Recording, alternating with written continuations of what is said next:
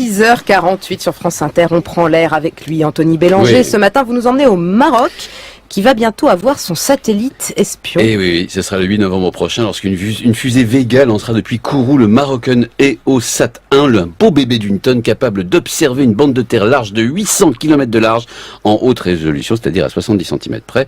Le contrat a été conclu en 2013 avec la France de François Hollande dans le plus grand secret. Il a coûté 500 millions d'euros au royaume chérifien. Il sera placé en orbite à 695 km d'altitude. Bref, un véritable petit bijou de technologie, mais surtout le Maroc devient le 3e pays africain à disposer d'un satellite espion après l'Égypte et l'Afrique du Sud. Et ils vont observer quoi, les Marocains? Eh ben, c'est bien le problème. Le Maroc avec 2 ennemis et un ami trop pressant. Ces 2 ennemis sont l'Algérie et les Sahraouis, évidemment.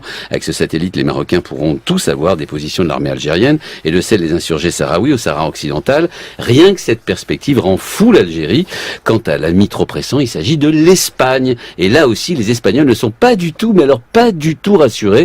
L'Espagne est le seul pays européen encore disposé, vous savez, de territoire en Afrique, en l'occurrence au Maroc, les enclaves de Ceuta et Melilla, mais il y a aussi d'un chapelet d'îles et de pignons rocheux collés à la rive marocaine. L'Espagne doit aussi avoir des moyens d'observation, j'imagine. Eh ben non, figurez-vous, l'Espagne a bien des parts dans des satellites espions français Helios, mais pas plus de 2,5%. Autrement dit, elle ne peut utiliser l'Espagne que 2,5% du temps spatial de ce satellite. Et puis quand ils en ont eu besoin, la France a fait la fine bouche. C'était en 2002, à propos d'un îlot espagnol appelé Perejil, occupé quelques jours par le Maroc. Impossible d'avoir des images satellites pour raisons techniques, ont répondu les Français, alors que le Maroc, lui, aura bientôt son satellite 100% du temps. Les Espagnols sont, comment dire, verts de rage.